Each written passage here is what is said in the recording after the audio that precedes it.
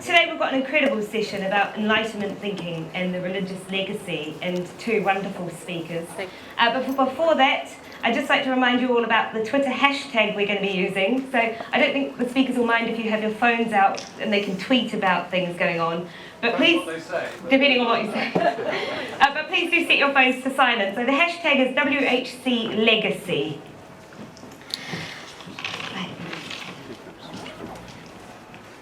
So the session, is the Enlightenment project still incomplete? In this session, we'll explore how far secular thinking since the Enlightenment remains distorted by the remnants of pre-Enlightenment assumptions. Janet Radcliffe Richards will look at the debate about sexuality, voluntary euthanasia, sex equality, voluntary euthanasia, and concern for the environment, to suggest that many of the secular arguments have continued to draw on unacknowledged assumptions about a natural order and a natural purpose, which makes sense only in a religious context.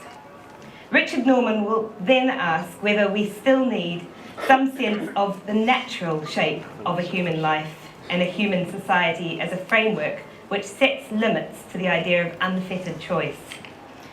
So our first speaker, Janet Radcliffe Richards, is a professor of practical philosophy at the Oxford University and is a distinguished research fellow at the Oxford Uhiro Centre? Okay, got there. For practical ethics. Professor Radcliffe Richards originally worked on metaphysics and the philosophy of science, but for many years now has concentrated on the practical applications of philosophy, with books on topics such as feminism, discrimination and inequality, the implications of Darwinian theory, and the ethics of procuring organs. So I'd like to welcome Janet Radcliffe Richards. Sounds like quite a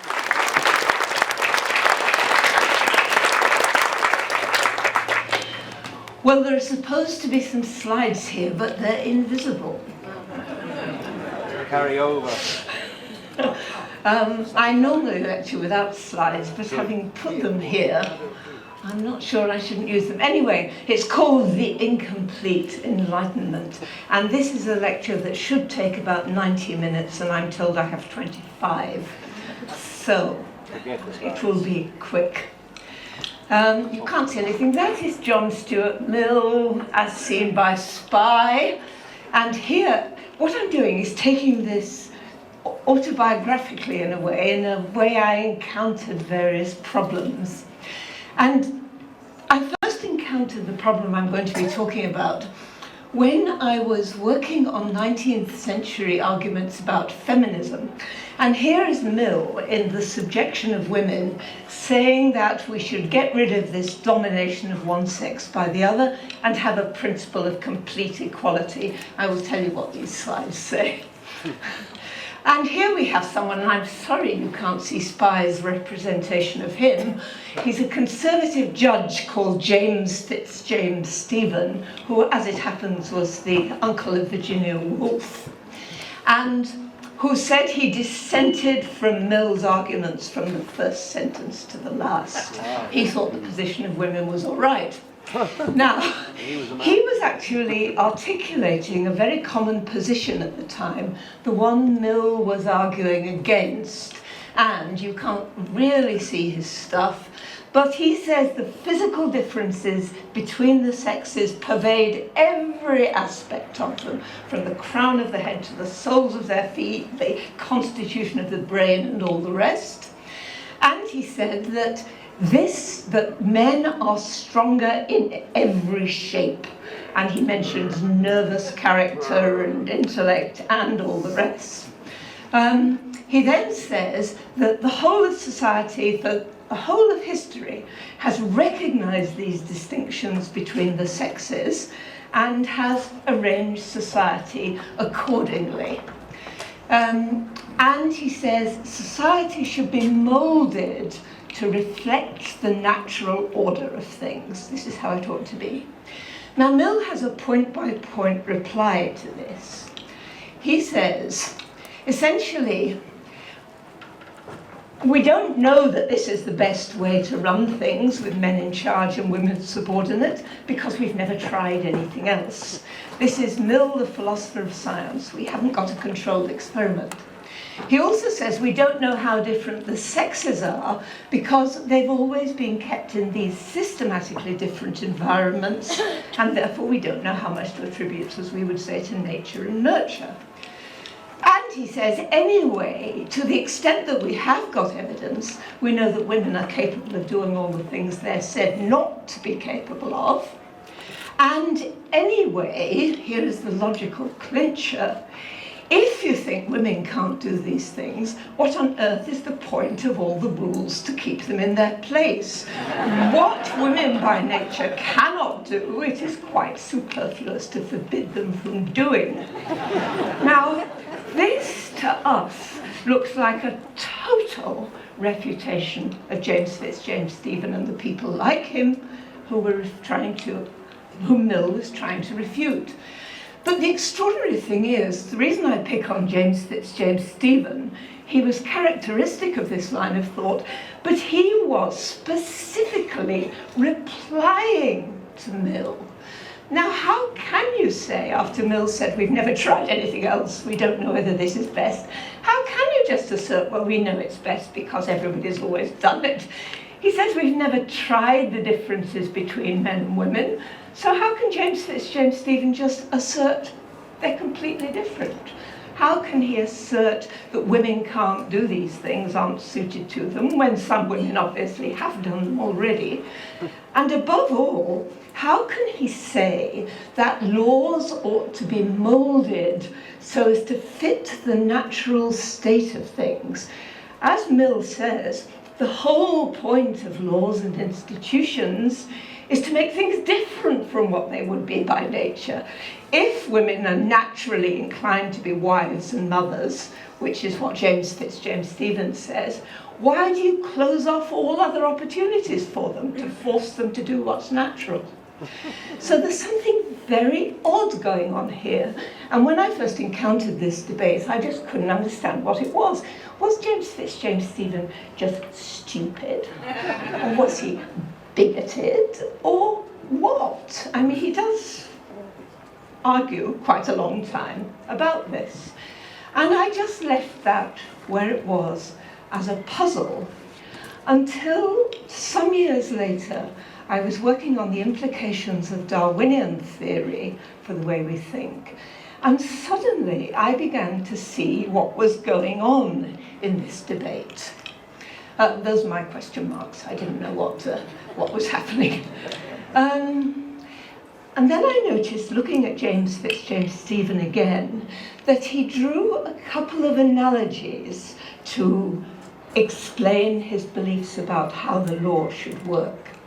He says, one of them is, rights and duties, this is rights and duties, should be clothed to fit you as a man's clothes fit him. Now, he used the analogy of you mustn't make ugly feet look beautiful by cramming them into tight boots. What you should do is let feet work for their natural purpose. Now, he says sometimes that natural purpose goes wrong. People can have problems with their legs, and then you strap the legs up in irons to make them straight. So he says law is analogous to surgery or medical treatment in this respect. It's when things go wrong, when they go as they shouldn't go, that the law should try to push them into shape. In other words, if women stray out of their natural place, the law should be shoving them back into it. And then he said that he says a wife should obey her husband just as the first lieutenant should obey the captain of the ship, even if the first lieutenant happens to be a better seaman. Still, you've got to have order on the ship. You can't have chaos in the middle of the sea while people argue about it. She must instantly obey her husband just as the first lieutenant must obey the captain. Now, the interesting thing about those analogies is that they work on the assumption that the world as a whole works like, in the first case, an organism. It's as though there is a way that things can be, and the only thing you can do is distort them and make them worse.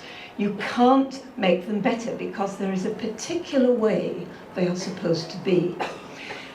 Saying you could get men and women changing places is like saying you could graft on a hand to use as a foot or something like that. He doesn't say that, but it's that kind of idea. You can only make things work the way they're supposed to work. And with this captain of a ship analogy, he's implying that the world as a whole works like a human society where somebody has laid down rules, and if you don't keep to those rules, the whole thing is going to collapse.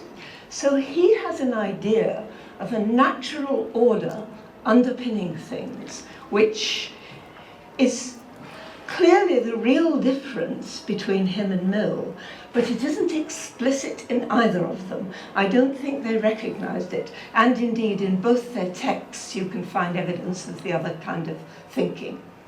But if Stephen did think like this, I wish you could see my pictures, I've got some nice pictures.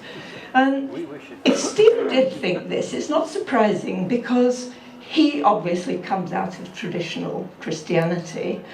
A lot of people at this time were still appealing to Christianity to defend the traditional position of women. Stephen didn't do that. He used secular arguments, but he still got this kind of idea in his background. And let's go back. The Judaic worldview. Christianity is complex, as you know. The Judaic worldview had the idea of an anthropomorphic God who didn't create something out of nothing, but made order out of chaos and saw that it was good. And then he laid down a whole lot of rules for human behavior. And if you didn't obey those rules, you were going to get into trouble.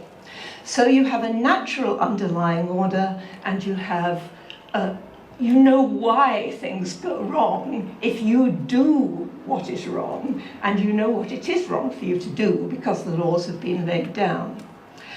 And then Christianity had an input from the Greek direction, which is quite different and culminated in Aristotle, who, of course, was later absorbed into Christianity. Now, Aristotle, oh goodness, I can't do much about Aristotle, but you all recognize from history of science the idea of an earth-centered universe with all these spheres around it. Now, this was Aristotle's answer to the problems of physics and cosmology, but what was very interesting about the way he constructed it was that it also had not exactly a moral order, but an order of values built in. And well, that is the great chain of being, with inanimate matter at the bottom, and then plants, animals, humans, and God at the top. Now, the Aristotelian God was not the anthropomorphic God of the Judaic system. The Aristotelian God was pure intellect. But the interesting thing was, here were these animals and plants and humans on the earth, and God was in this pure intellect was in the outer sphere of the universe, and essentially things got better and better as you went up. The things on the earth were in constant motion, getting into a mess, chaos. As you went up, you got these perfect circles of these spheres going round, and it got even more perfect as you got to the utterly unchanging pure intellect. Now, Christianity made a fascinating and amazingly ingenious synthesis of all this lot. Christian synthesis, that says. Now, you can't see that, but that puts in the outer sphere, it says, the habitation of the first mover and all the elect. That's where heaven is. That's where you go to. And then you have all these spheres and earth in the middle. And it's important to realize, this was the great synthesis here was Dante, because he has his 9 spheres of the heavens and then 9 spheres of hell, which were literally inside the earth. And literally you got pulled down into the center, or you went up to heaven. And This was why the Copernican revolution was such a shock to people at the time, when it gradually got fixed by Galilean and Newtonian mechanics. Because it wasn't just that the Earth was less important, which a lot of people say, it's that the Earth at the centre was the bad thing. The heavens were good, and what you did if you made the Earth and the heavens all one in the way Newton did, was get rid of the whole moral structure of the universe. Where did things go? I mean, here we have a nice picture. What they did with the great chain of being, you can't see that, was to stick angels in between humans and God. And this again ties in beautifully with Aristotelian dynamics, because Aristotle thought that nothing could move unless an intelligence was moving it. And so these planets on their spheres had to be pushed around by intelligences, and you nicely get your 9 orders of angels to bridge the gap between humans and God on the great chain of being. And here we have, we're beginning to see now, there you are, heaven at the top, and there's a lion and a tree and a human and the angels sitting in the stars there, and there is the heavenly city at the top. And there's, you can't really see it, but there are your 9 orders of angels showing beautifully, and that is the assumption of the Virgin Mary into heaven. She was literally supposed to be taken into heaven in her body, uncorrupted. Now, what on earth do you do with assumptions and things like that if you've got rid of the geography of the universe? But gradually, with the scientific revolution, it just had to be accepted. So Christianity got a bit more sophisticated, but still had a distinction between still had God there, if nothing else, as a starter off of things. And the trouble is, people still couldn't see, even with the scientific revolution, how you could get anything as complex as organisms out of these purely mechanical things that Newton was describing. So most people still found this argument. Paley, the watch analogy, he said, if you're walking along the seashore and you find a watch, you know this can't just have been produced by the action of the waves on the cliffs and so on, wind. Therefore, then you know there's an intelligence behind it. And people still found that extremely persuasive. There were ideas of evolution around at the time, but nobody could quite work out the mechanism. Then what happened was you get the Darwinian breakthrough, and Darwin himself was puzzled about how life started, but the idea was that once it got going, the rest was inevitable. As soon as you got what we now call replication, as soon as you get reproduction with resemblance, and the world gets so full that not everything can survive and reproduce, then you're going to get natural selection, and then you are going to get change happening. So this was really the beginning of why, I suppose, humanists could feel really intellectually comfortable in their ways of thinking. So there is Man is But a Worm from Punch. As you know, this was not much liked. Now, what this did was alter the great chain of being, so you get the God and the angels out of it. So you have man at the top there, but you still have, and you can't see there, but I have put in a subtle upward arrow because the Victorians believed it going onwards and upwards, and a lot of them thought that evolution was just doing that. They tended to go on thinking of the great chain of being as having this moral order, like the Darwinian one, like the one like the Aristotelian one. So there's still a natural tendency for humans to think in terms of a morally ordered universe. Now, here we need to go back into some other history of science, really. But I think it's because history of science, you find, always starts with where you are now and looking at things and trying to understand them in familiar terms.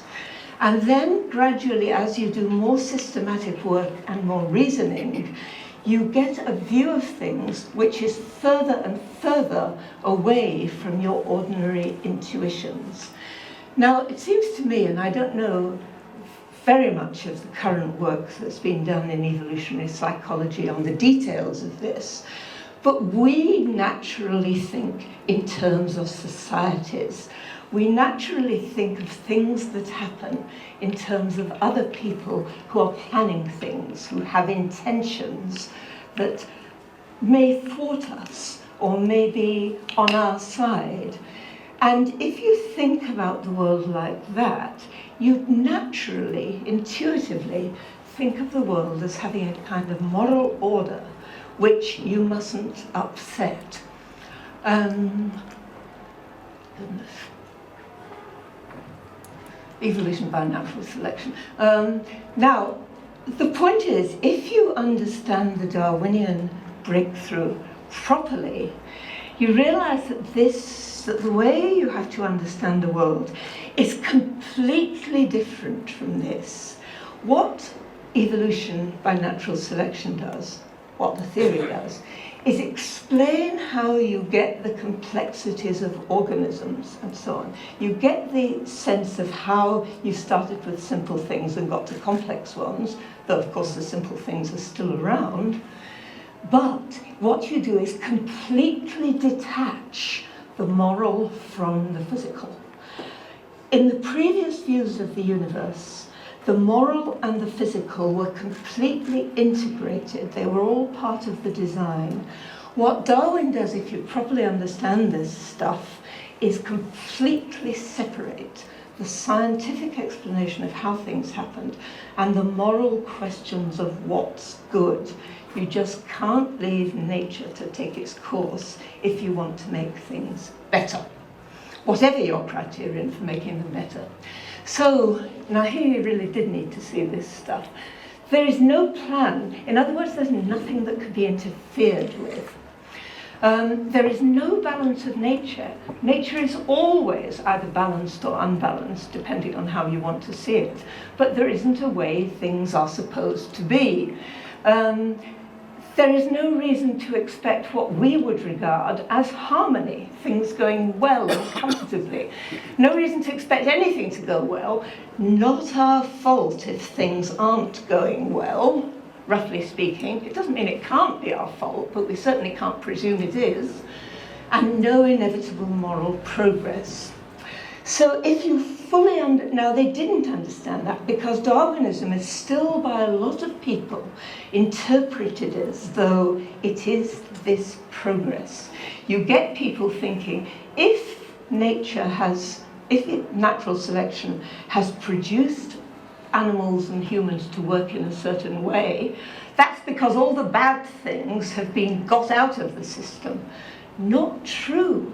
What survives in a Darwinian universe is just anything that happens to be reproducing better than other things in the environment that are competing with it. So there's nothing harmonious or good unless you take harmony to be defined in terms of success in reproduction. And also, even if you've been successful in reproduction in the past, it implies nothing about whether you're going to be successful as environments change. So this makes evolution nothing to do with onwards and upwards in any kind of sense that we think of. It just explains how the changes happen. Now, oh goodness, never mind. I think we are, this is a thesis about human psychology.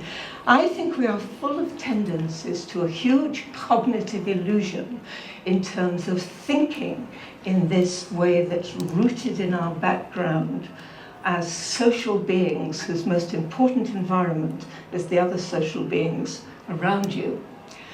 Kahneman and Tversky talk about other kinds of cognitive illusions. You may know this book, Thinking Fast and Slow by Kahneman. It's well worth reading. I think this is another cognitive illusion which they didn't mention, but which affects enormous areas of moral thinking. Symptoms. I think natural, organic, nature, all dangers in that area.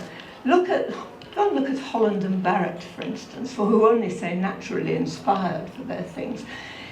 All advertisers know that if you say something is natural, people are going to presume it's good for them.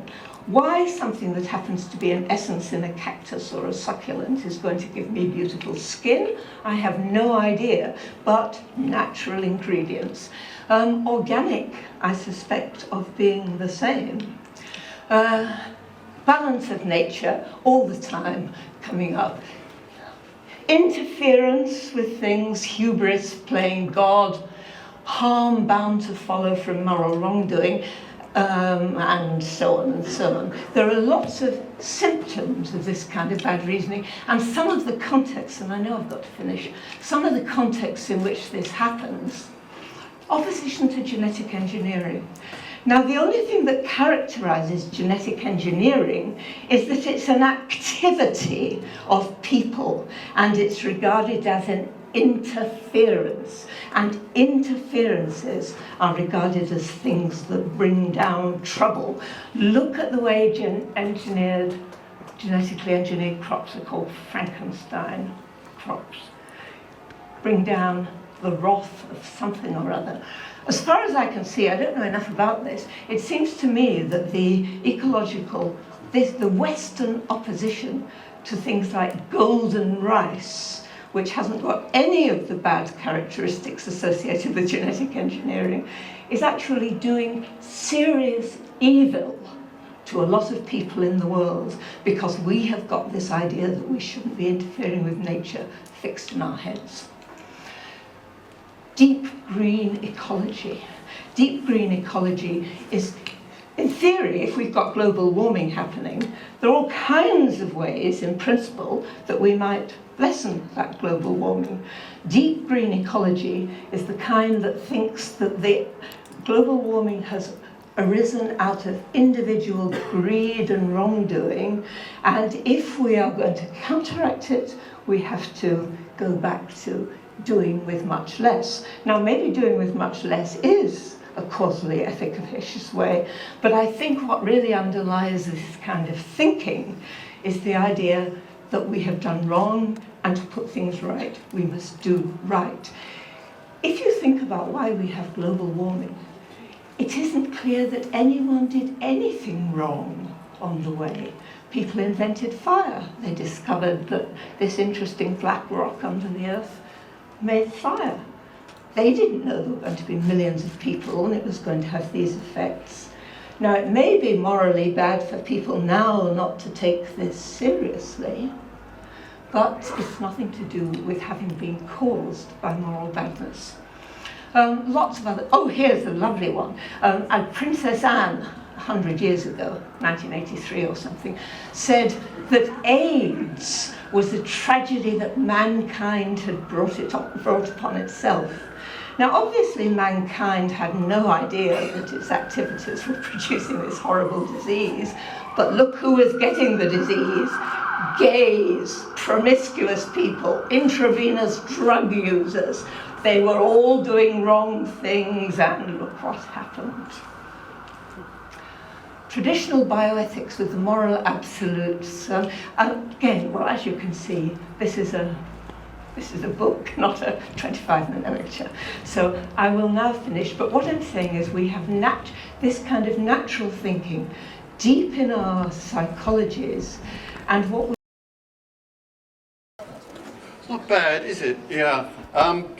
I want to follow quite a complicated course of argument, so I thought I'd better, that's my sole slide, and I thought I'd better put it as a series of bullet points, and I wasn't sure whether it's going to be visible or not. I've been praying all morning for the sun not to shine. I guess the jury's still out, but you might form your own conclusions. I'm going to start from a rather different starting point.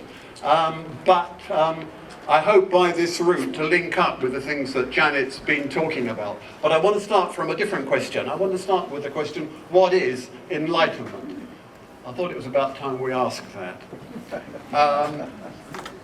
Kant, the great German philosopher Immanuel Kant, asked that question in a short essay he wrote, which was published in 1784. And he said that the essence of the spirit of the Enlightenment was captured in the Latin tag sapere audet, dare to be wise, which he then glossed as have the courage to think for yourself.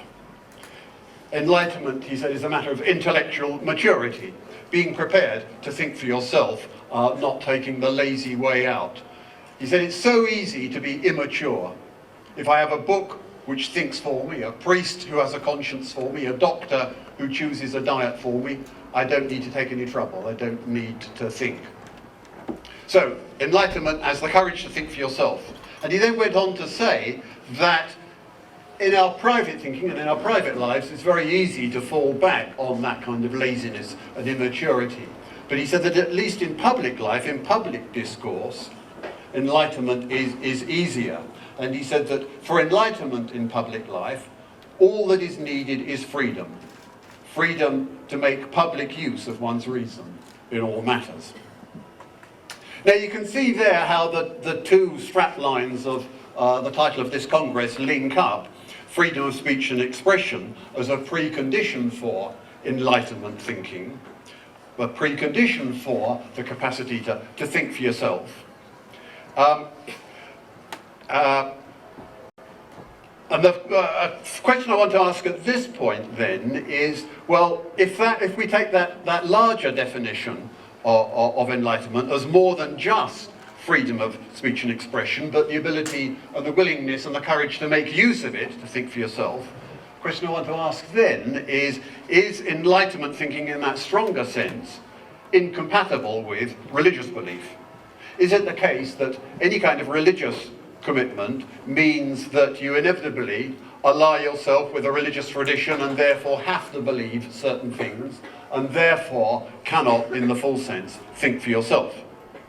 And what about moral questions? If you have a religious commitment, does that preclude you from ultimately thinking for yourself? Does it mean that you have to accept that what you ought to do is determined by God's will, by divine commands, and therefore you can't make up your own mind? So is enlightenment thinking in that stronger sense of having the courage to think for yourself incompatible with a religious commitment? Kant didn't think so. Kant was a kind of Christian of a rather unorthodox sort, and he got himself into some trouble, but he did regard himself as a Christian. And Kant in that essay goes on to discuss whether a clergyman should think for himself, and he says, well, in his role as a clergyman, he's bound to adhere to and preach the doctrines of his church. But when he becomes a member of the public and takes part in public discourse, that's when he's free to criticize doctrines. Kant says matters of religion are a focal point of enlightenment, but he doesn't mean by that that enlightenment involves rejecting religious belief, but that simply that one should be free to hold one's own religious beliefs. So I pose that question then, and I pose it genuinely as a question because I don't think it's got a simple answer as to whether enlightenment thinking is incompatible with religious belief. Maybe we have to unpack the notion of the Enlightenment a bit more. Perhaps there are just two strands within that idea. That's a claim that's been made by the historian Jonathan Israel. He made it in a book of a massive 3 volumes of thousands of pages, which I have to say I haven't read, but I have read reviews of it. And Jonathan Israel talks about actually 2 enlightenments. Well, of course, we know and we've discussed in previous sessions that actually there have been many enlightenments, but talking about the European Enlightenment of the 17th and 18th centuries, Israel distinguishes between 2 enlightenments, as he puts it, one which he calls the mainstream Enlightenment, the Enlightenment of the English philosopher John Locke in the 17th century, the preaching of toleration, freedom to hold one's own religious beliefs, though Locke thought it shouldn't be extended to atheists, but freedom to hold your own religious beliefs, freedom of conscience. And Israel distinguishes that from what he calls the radical Enlightenment, the Enlightenment of philosophers like Spinoza and the French materialists, who go further, who see Enlightenment as a searching rational criticism of all traditional ideas, not just freedom of conscience, but using that freedom to criticize traditional ideas and above all religious ideas. And it's not for nothing that atheists and secularists traditionally and still describe themselves as free thinkers. Now, I want to look a bit more now. I leave that question with you, but I want to look a bit more now at the application of this and the idea of thinking for yourself to ethical thinking, to moral thinking. And come back to that question, is it a failure to think for yourself if you believe that what morally you ought to do is a matter of conformity to the will of God? Now, religious believers might say at this point, of course we shouldn't just take our moral decisions from other people, from social pressures and so on. Of course, we should think for ourselves in the sense of not blindly following authority and convention. But religious thinkers might say it's another thing altogether to say that we should think for ourselves rather than follow God's will. God's commands are not just on a level with what other people tell us to do. God's commands are not just arbitrary decrees. If God is the all-powerful and wise creator, the author of nature, then he's created us with a certain kind of nature. He's created us with certain built-in purposes, and therefore to follow God's will is to act in accordance with those purposes, because that's the way in which we can flourish as human beings. As Christians sometimes put it, to follow God's will, to follow God's commands, is to follow the Maker's instructions. Now, obviously, this is where it starts to link up with the sorts of issues that Janet has been talking about. Her theme of the persistence of ideas of natural purposes and a natural order to which our moral choices should conform. And if those ideas make any sense at all, then I think they make sense only in a religious context. That those natural purposes and a natural order, if they are supposed to be some kind of moral framework, can only do so because those natural purposes are the purposes of the author of nature. But actually, I'd want to argue, I think, that in the end, even within a religious perspective, that can't really be a rational way of making moral choices, moral decisions. Because even within a religious perspective, how do we know what God's purposes are as exhibited in nature and as exhibited in our nature? Here's a classic example which Janet alluded to, the way in which certain kinds of religious believers argue against the permissibility of gay sex. And they appeal to the idea of the natural purpose of human sexuality as ordained by our Maker, that the sexual act is for heterosexual activity, the male and female sexual organs are designed for one another. There's wonderful quotes about how they perfectly fit together, and isn't that evidence of purpose? And human sexuality is made for procreation, the procreative act.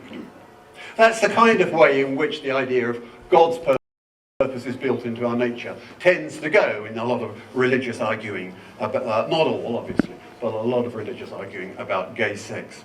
Notice first of all the strand of biological reductionism in that. Atheists are often accused by Christians of being guilty of biological reductionism, but there's certainly biological reductionism going at work there. The idea that the only proper purpose of sexual activity is the one determined by our biology, the purpose of procreation, reproduction.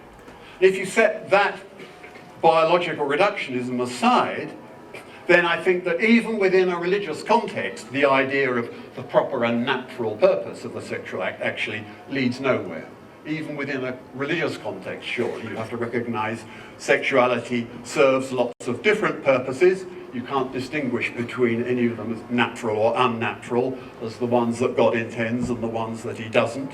The only relevant purposes are our own human purposes, the choices we make as to how to use our sexuality, maybe for reproduction, or for pleasure, or for the expression of emotion, or whatever. And you can't privilege any one of those as the natural purpose for which sexuality is intended by a divine creator, even within a religious perspective, I think. Of course, there are choices to be made, and some ways of using our sexuality are right and some are wrong, but we can't distinguish between, even within a religious perspective, between those which are natural and those which are contrary to nature. So, even within a religious context, I think, such ideas provide no rational moral guidance. And outside a religious context, I think the very idea of appealing to natural purposes makes no sense at all. Nature has no purposes, and nature is not a purposive agent. And there, at that point, I'm very much going along with the sorts of things that Janet was saying, but I will come back to that. But at this point, I want to pose another problem. Where does this leave us? If there is no natural order that should underpin our moral choices, if there is no natural order to which we should conform, does that mean that there are no limits to human choices? Does that mean that anything goes? If so, that's a line of thinking which leads to a certain criticism of the whole idea of the Enlightenment, the so-called Enlightenment project.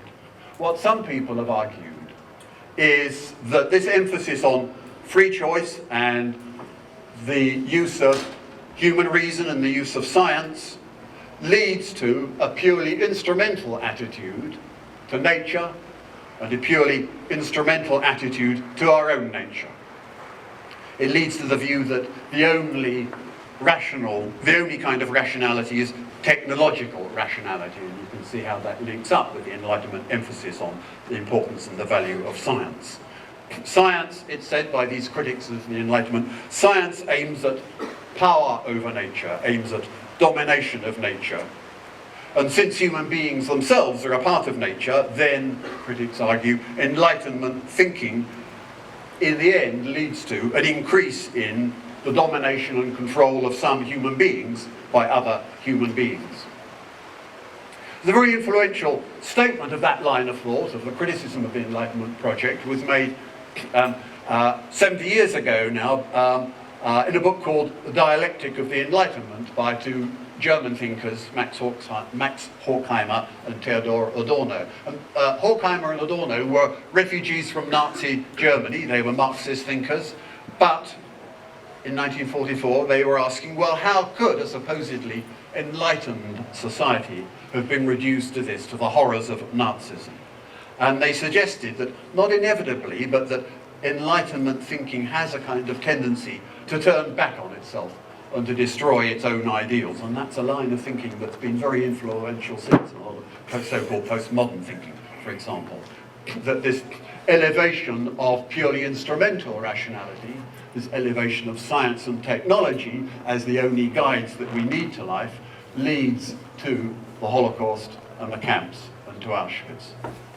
Just as an illustration of that, it's not one that they use, but a very chilling illustration of how you might see Enlightenment thinking as leading to that kind of conclusion.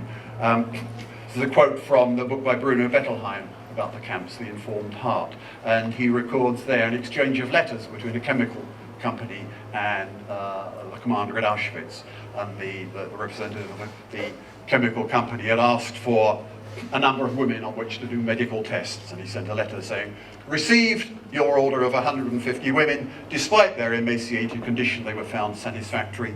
We shall keep you posted on developments concerning this experiment." And then the next letter said, "The tests were made. All subjects died. We shall contact you shortly on the subject of a new load." So is that where Enlightenment thinking leads then, this emphasis on science, technology, instrumental rationality? If there are no natural limits to constrain our choices, if there is no natural order, nothing external to us as human beings to constrain us, then does Enlightenment thinking lead to that kind of horrific outcome? Well, I've got two answers to that question. The first, which is the obvious humanist response, I think, is to say that the limits are set by human beings themselves, by our recognition of others, of other human beings as persons in their own right. And this is a notion that Kant himself puts very, very persuasively and famously when he talks about the concept of respect for persons. that to recognize another human being as a person is to recognize him or her as someone with his or her own life to lead, their own unique and irreplaceable life, which has to be respected. And to respect each individual as a person means that you can never use them simply as a means. Can't emphasize that doesn't mean we never use one another as a means. Of course we use one another all the time. But you should never, recognition of others as persons means that you can never use them simply as means to an end, simply as a mere thing. Kant puts this in terms of a distinction between things and persons. So that's one obvious way in which one can answer that criticism of the Enlightenment project. Right? The limits to our instrumental thinking are set by our respect for other human beings as persons. But there's another possible answer which I want to just look briefly at, and this brings us back to the issues about a natural order. And it's a more complex answer, and I want to put it much more tentatively, but I'd like to know what you think about it at any rate. You can see that my prayers are being answered, by the way. I hope you draw the right inference. So, coming back to my last bullet point now, so it's just in time. Horkheimer and Adorno, in the book that I mentioned earlier, in their diagnosis of what went wrong with the Enlightenment project, they say, on their way towards modern science, human beings have discarded meaning. And this reference to meaning, and the idea that the Enlightenment project threatens a loss of meaning, that's the idea that I want to just consider briefly. That the idea that the narrowing of Enlightenment thinking to purely instrumental rationality, guided only by science and technology, is liable to detach our choices and our values from a context of meaning. The point is, I want to suggest that our values, our ability to make rational choices at all, presupposes a framework of meaning, a framework in terms of which we make sense of our lives, which is given to us by certain natural features of the human condition. So it may be that the idea of a natural order has some role to play here, and I want to just very, very briefly set out what that role might be, and then get your responses, and hopefully get Janet's responses as well. For example, you could argue that we make sense of our lives, we give meaning to our lives, only in terms of our place within a succession of generations, that we inherit the world from previous generations, we pass the world on to the next generation, and that's what gives a purpose to our lives and a meaning to our lives. And integral to that way in which we make sense of our lives is the idea of each of us having a natural human lifespan, a finite lifespan which comes to an end. That, as Isabel Rousseau put it very nicely in a session on Friday, dying is part of life. We think of our lives as going through a series of natural stages, from birth through youth and the process of learning and gaining experience, through to maturity and old age and death.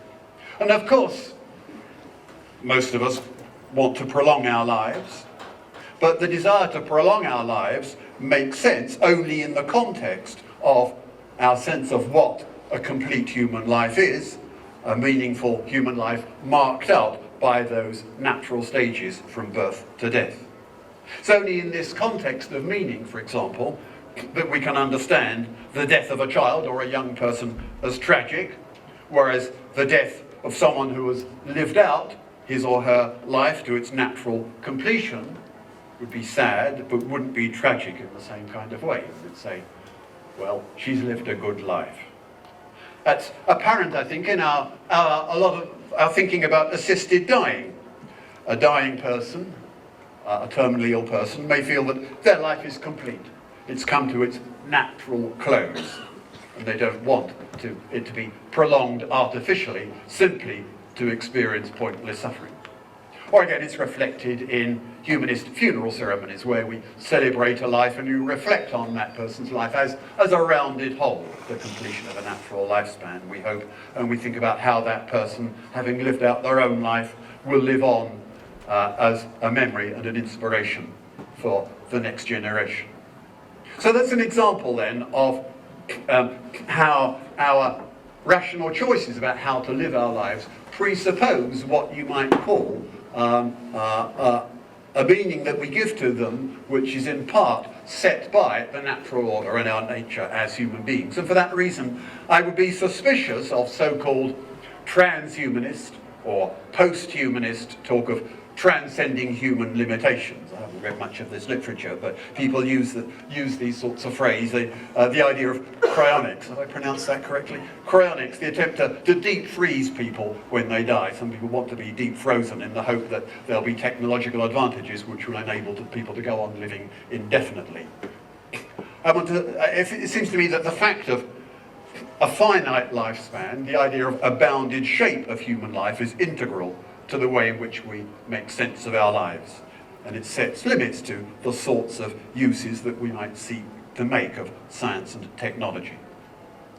Well, I'll just give that one example then. But I have to say that I'm hesitant about that line of thought. It seems to me to have something going for it, but at the same time I'm worried about directions in which it might lead, and I want to leave you to think about the worries and to see what you think about it. But just to sum up very quickly what I've been saying then, I started out with that question as to whether Enlightenment thinking in that strong sense that Kant introduces is incompatible with a religious commitment. I criticised the idea that ethical thinking can be rationally guided by the idea of natural purposes even within a religious context. If even within a religious context there's no way of distinguishing what the natural and non-natural purposes are, and without a religious context the idea of natural purposes makes no sense at all. But I then raised the problem, well, if there is no natural order to respect, then does that mean there are no limits on human choices? And I have suggested two possible answers to that. First, the limit set by the idea of respect for other human beings as persons, and then maybe this idea that there are natural features of the human condition which give meaning to our lives and in some sense set limits to the kinds of choices that it makes sense for us to make. Hope that's provoked you. The sun has gone in again, so we're okay. Thanks very much.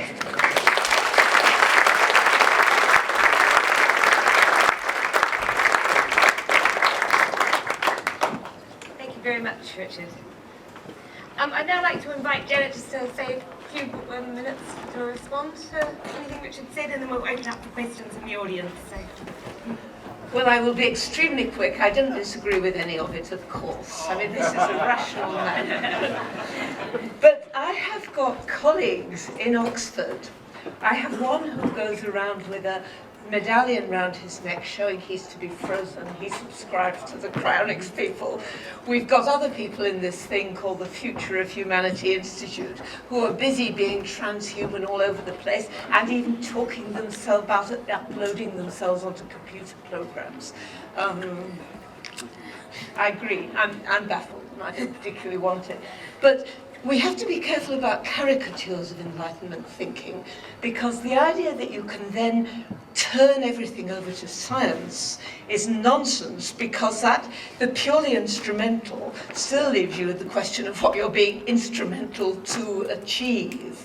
And what the important thing is about the separation of science and ethics is that ethics then becomes a separate inquiry on its own, and practical reasoning, deciding what to do, means putting together what we know from science, or what we're trying to find out from science, and what we get through our moral reasoning. So I think that's an integral part of the Enlightenment project. And I certainly think we have some limits of the kind that Richard says, just on the grounds that we don't know how to do a lot of things, and if we're going to do anything useful for our lives, we'd better resign ourselves to what's possible for us now, even if these cryonics people get their way. And when they do, they may start having quite different projects, which are certainly given by nature in the sense that they arise out of human reasoning. So I just don't think our current position is at all fixed. That's all. Thank you. Now there are microphones coming around, I believe. Where are the microphones? So there's one one here. Okay, so we'll take the gentleman at the end, and then the lady, and then we'll come over there to the gentleman at the front. Yeah. Very interesting. You may be uncomfortable about the progression towards transhuman, extended cyborg human developments, but within the short space of time, we're going to be creating self-replicating, self-aware robotic creatures. Now, how will your moral framework come to deal with that? Should we, for example, taking Philip K. Dick's ideas, ever be allowed to create robots that don't have empathy?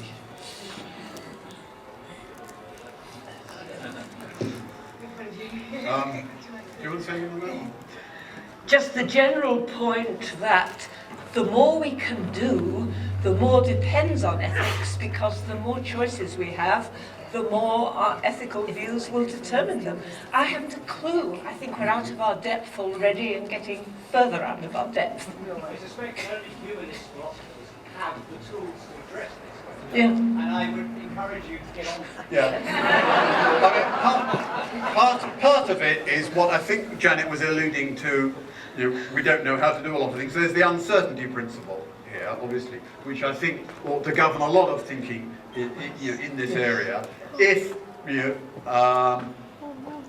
there's potential for disastrous outcomes, and if there is at least some chance, then our reluctance to go in that direction should reflect both the degree of probability, but also the disastrousness of the outcomes. I haven't stated the uncertainty principle very well, but clearly, that ought to be an important part of how we think about these things. But I also want to pick up the phrase you used at the beginning, because I think Janet, you yourself said, well, you're baffled by. Did you use the word uncomfortable?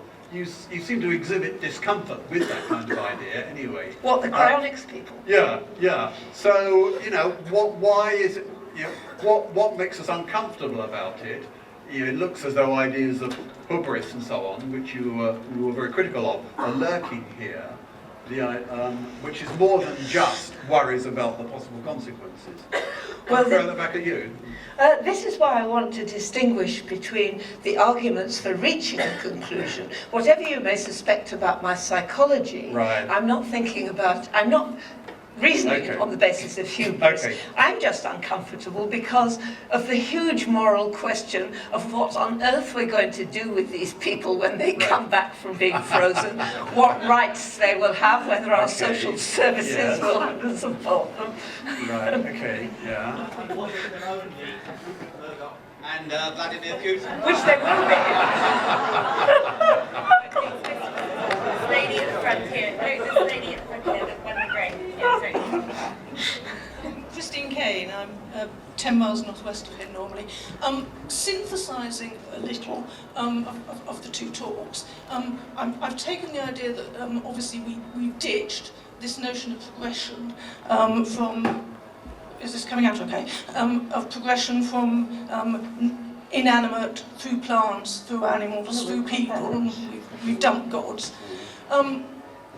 The limits to our behaviour have to be set by respect for other human beings, but we've just ditched this notion of progression.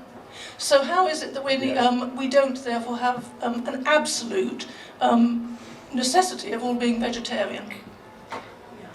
Absolutely. Yes, I don't call myself a humanist because I keep thinking, what about the animals and the Martians if they exist? We want to be concerned with the well-being of anything that's capable of feeling and suffering. And I don't like Kant just because of this personhood business. It's we should, at least if we eat animals, which I don't, we should be aware that to the extent that two creatures anywhere in existence suffer to the same extent, it matters to the same extent. And I can't see any rational basis for ethics that doesn't have that in it. Okay, yeah, I mean, there's one response which says that, of course, we should take account of the sufferings of all animal species that we come into contact with and deal with. Now, one line of thinking would be to say, well, okay, all sentient beings can suffer, and any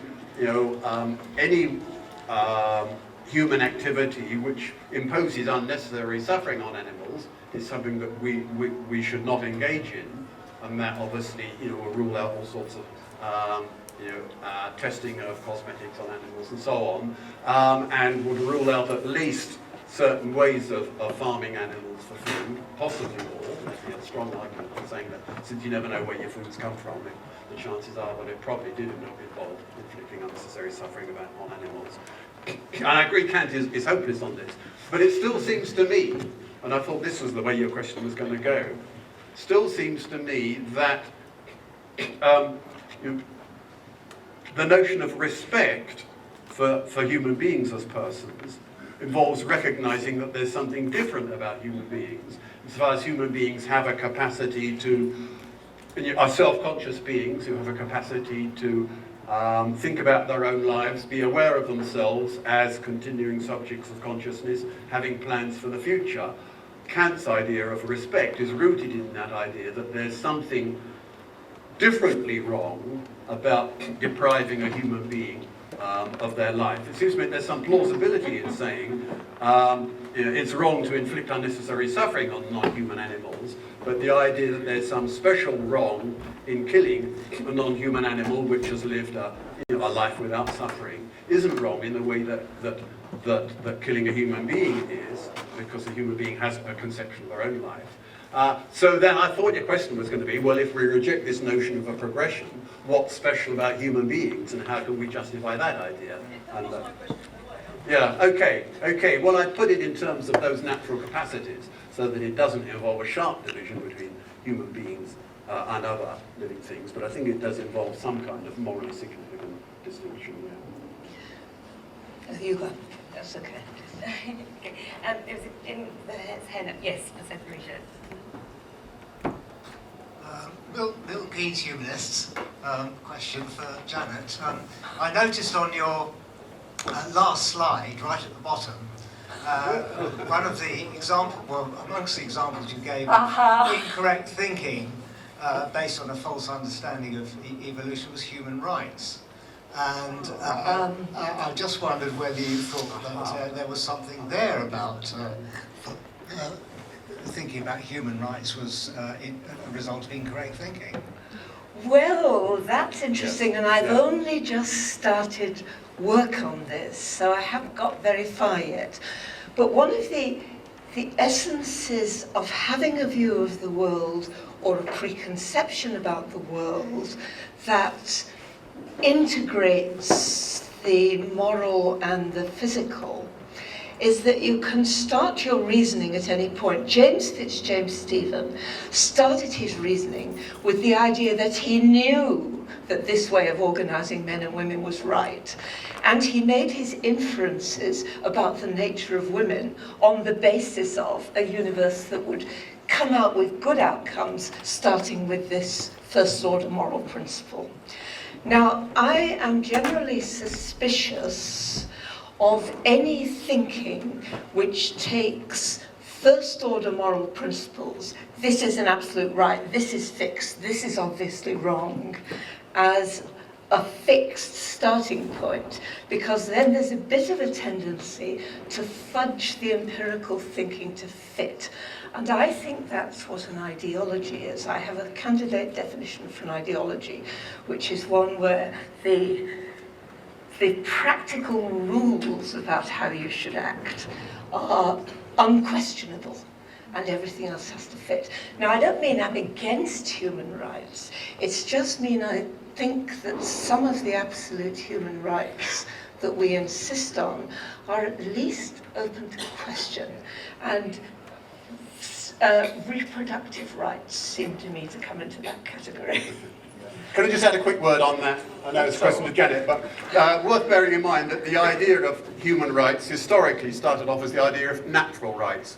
And I think there are problems with that idea of a kind that Janet's brought up. Human rights aren't given by nature. Okay. I'll take Chris, lady there, and then Jenny, and then the gentleman at the back. If that's okay. Okay, talking about again this natural problem, I just want to get to the one case which we just had very recently about the surrogate mother bearing twins, and only one then was finally taken from the couple who ordered it. I mean, I would feel very uncomfortable to go back and say there is something natural. We've crossed the border. This is not an argument I see as valid, but I also feel very uncomfortable about the way this was dealt. Now, I think this has not been carefully thought out morally. What would be a good answer to that? You can do that. Good answer to that would be, it's a good question. Yeah, I mean, I have exactly your competing intuitions. That sort of argument I was offering at the end, I don't want to see that as, setting limits to medical progress and so on.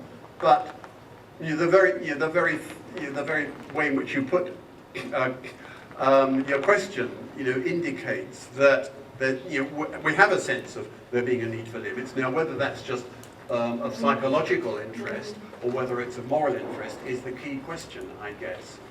I suspect in the end my view might turn out to be, well, we can, I don't see these limits as absolute limits set by natural order, as is implied in your question. Maybe. Natural order argument. Yeah, and maybe the answer is, given that I was linking this to the idea of a natural order, which, in terms of which we give meaning to our lives, that meaning is not set once and for all, and maybe, it happens historically that as the nature of our lives change, the ways in which we give sense to it change historically over time. But what that also means, I think, is that we can't just suddenly, transform the way in which we make sense of our lives. So perhaps that's a way of making sense of the idea that a sort of step at a time idea.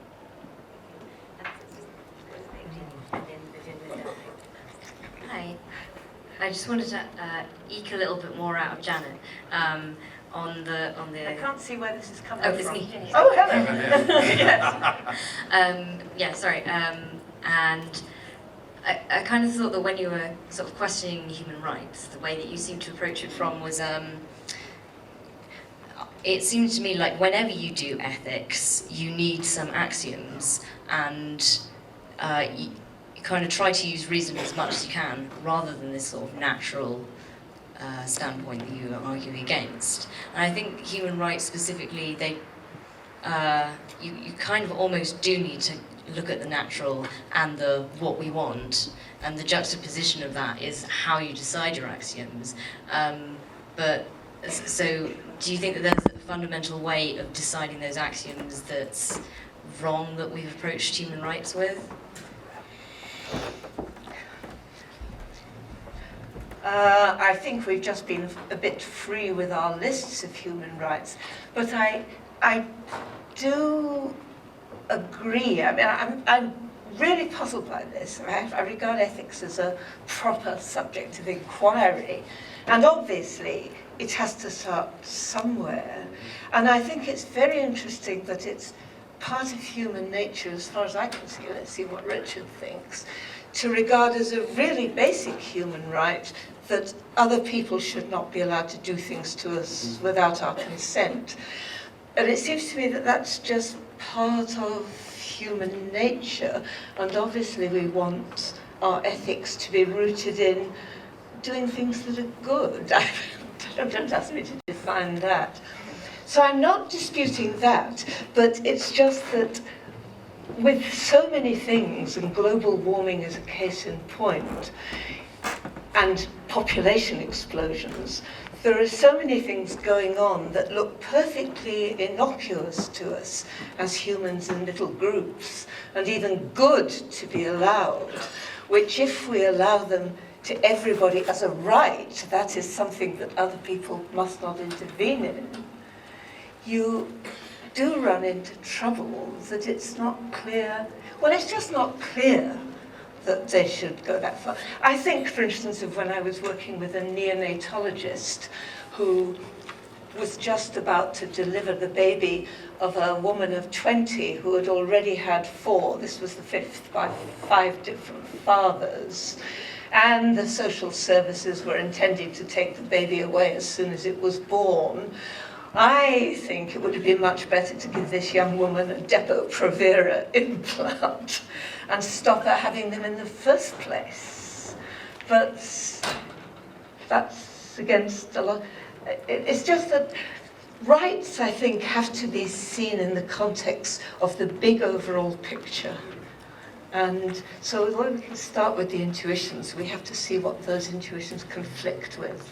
That's all. Yeah. I think, it's good to have an opportunity to unpick this notion of human rights a bit, because it's been a fundamental theme of the whole conference, really.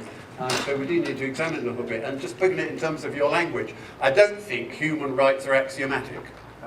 I don't think they're foundational. Yeah. And that's not in any way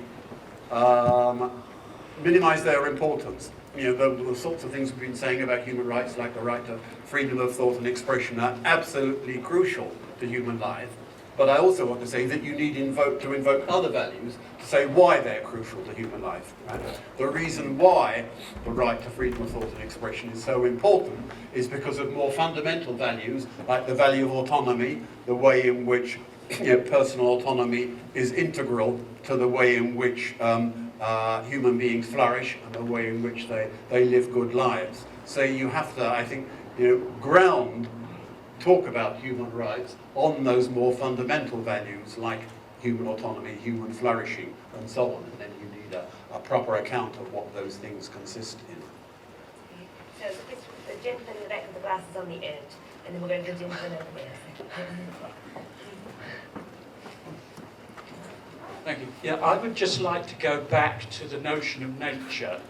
And I mean, I really enjoyed Janet's riff about organic and natural and all that, and attacking.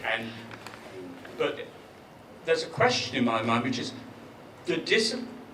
one of the kind of routes by which I think it's re-entering with some legitimacy is via the whole discipline of ecology, which then shows us actually how intimately related all life is.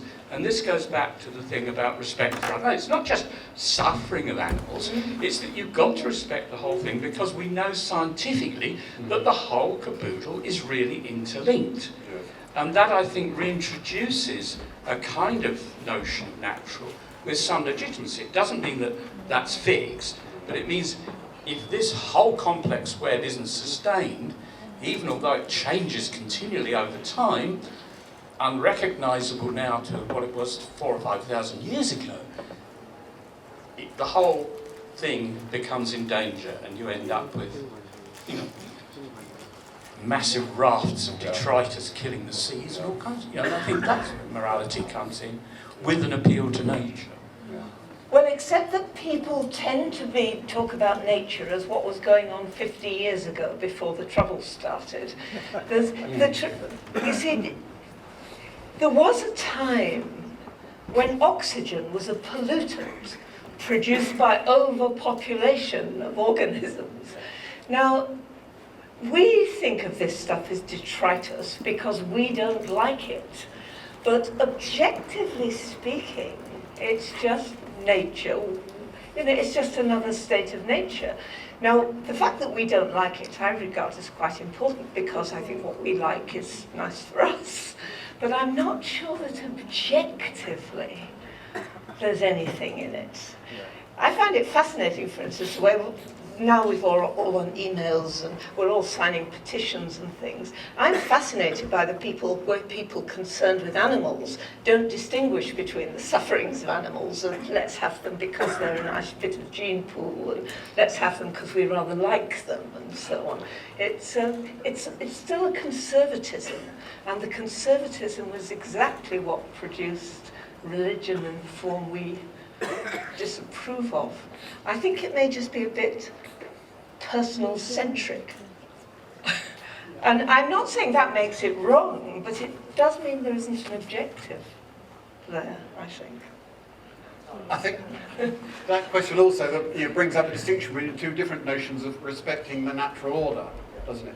I mean, the phrase, we shouldn't interfere with nature, as Janet brought up, is nonsense. I mean, if we didn't interfere with nature, you'd have to go back, well before the Neolithic revolution. Have to go before us. Before us, yeah. Human beings, if you define nature as the non-human world, everything we do is an interference with nature. So that's an incoherent notion, I think. But there is, I think what you're pointing to is the idea of respecting a natural order which takes account of the interconnections between things and then looks at what their consequences would be for our lives. So it's not that we should never intrude on nature at all, but that what we have to respect is the facts about interconnectedness. And that's a different notion of respecting the natural order, I think, and it's important to distinguish them, that's right. So there was a question, the gentleman that's hand up for a little while, and then we'll come to the one with the glasses, and then the one in the middle, and I think that's going to be it, but we'll see how we get through these. My name is Bård Hallberg and I'm from Norway. It was said that it was morally wrong to eat animals. No. I understood it like that. No. But a lot of people argue that case anyway. And if it is wrong, when did it become wrong? Because at some time in history, mankind wouldn't have survived without animal food. Yes. These days we have a lot of choices, Yes. but a couple of millennia ago, Yeah. there wasn't any choice. Yes, I absolutely agree. I don't think it's wrong to eat animals. I regret eating animals because I like relating to them, but I don't think it's wrong. I think it's wrong to make them suffer, as Richard was saying. It's a different issue. But there's also a really interesting question in the middle of that, which is how far back in history you start making moral condemnations. And I'm at the moment working on arguments about men and women again, which is how I came back to James Fitzjames Stephen. I'm wondering how far back in history you can reasonably complain about men taking over the position they did, when it goes right back into our history of primates. Bands of men getting into coalitions and making a nuisance of themselves and going to war and such goes so far back.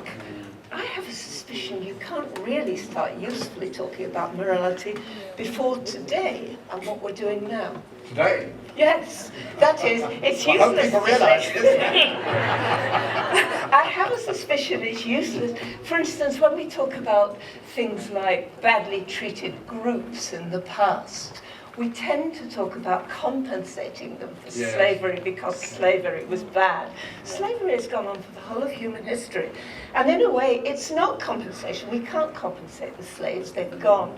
But we can say there are people living in pockets of deprivation now, and we think it's wrong that anybody should be deprived, whatever the cause. And so in a way, it's silly to say, it's our fault, we blame, we're to blame. We can say, we, for all kinds of reasons, have all these privileges. Let's morally share them. Thank you. So we'll take this question here. Thank you. Ramon from Malta. I think the comedian George Carlin said it quite well when he said, save the planet? We're not going to save the planet. The planet has been through far worse than us. The planet isn't going anywhere. Exactly. We are. And whenever we're doing these things, we're actually trying to protect ourselves. We want to save the rainforests because we think they are good, because we think they are beautiful. And I don't think there's anything really wrong in having a person-centric approach to our morality, other than having a more rational one where we say, listen, we have to save not just the fluffy animals, but also the ones that are a bit slimy and creepy. But ultimately, it is us that we are looking after. But then I think we can make perfect sense of that by saying that ethics doesn't enter the universe until you get sentient beings who care about things. And things matter because there are beings who care about them. And at any given time, what matters is what these people care about. Yeah. So I'm all for saving the beauty of nature, but, well, there isn't much of it left. Well, yeah. I think that's.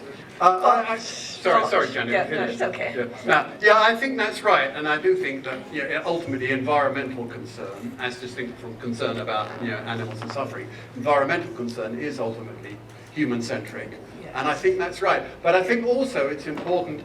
If we say, well, the value of it is the value for us, it's important not to have a narrow understanding of that. For example, the notion that it's beautiful, well, that's part of it, but we get pleasure from it.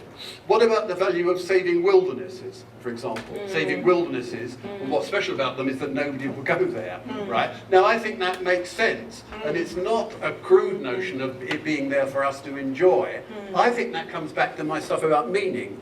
In some ways, that what we want a natural world that we can meaningfully relate to, and part of that is a sense of a natural world as one that that isn't scarred by human activity. But it's important that there should be such a world for us to relate to. Right, I think we've got one more type question. So in the blue, so make it a goodie. You make the answer. Hi. I hope I didn't misunderstand you, but I think I think you proposed that there may be a sort of a kind of a natural order to the progression of life, and that this sort of gives meaning to life. The progression of a human life, yes. Yeah. Yeah. Right. Right. Yeah. Well, I've heard transhumanist philosophers say that this view that this progression of life that we've been living with, and the inevitability of death, this view that this somehow gives sort of meaning and shape to life, that this is actually just a rationalization, just a way of making a very sort of tragic and unpleasant fact appear more, sort of become more palatable to us. And I would just like to hear your response to that. Yeah. I don't know. I mean, that gets to the heart of my worries that I have about this. Okay, yes, it's a way of making sense of what of a tragic predicament. I guess I do wonder, where would human life be without tragedy? Right now, that's not to say so we need terrible things happening, but if you take away tragedy, if you take away human striving to overcome suffering. I mean, this sounds a bit like theological theodicies, that it's all fine anyway. The fact that God created such an imperfect world, because that gives us scope for all the heroic things that we do within it. So I want to separate it from that, though I'm not quite sure how. I think if I were God, I could have made a better job of it. But given the world that we have, our understanding of the values of human striving, our understanding of the place that tragedy has in human life, and the ways in which we attempt to come to terms with that. I just don't know where we'd be if we didn't have those features of human life. I guess that's what I want to say. And those ways of thinking about our lives. But I'm not happy with that answer. I think if I were God, I wouldn't see any point in creating anything. He wanted something to play with. Well, there's your anthropomorphic God again. He wanted company. Yes. So I'm just thinking that one of the things that I didn't develop in my stuff is that I think one of the things that goes when you have, when you really get out of these proto-religious forms of thinking, is the idea of utopia.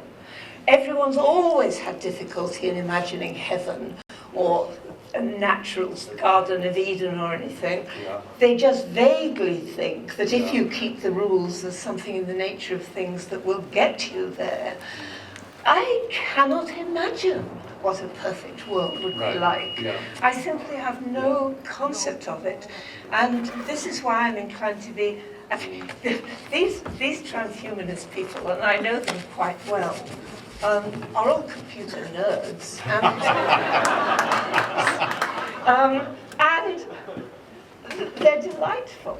They're fascinating, but I can't quite share the kind of life they want, and they certainly haven't a clue about the kind I want. So I think I'm just fairly open about it, and I think more and more that ethics is not about aiming at some ideal state, but identifying a whole lot of things that are definitely bad and seeing if we can make a few inroads. I mean, when you start doing ethics, you're in despair about the things at the bottom of the sea, let alone Martians. When are you going to do that? It's not our fault we're here. It's not our fault. We've just somehow got to make the best we can. Right.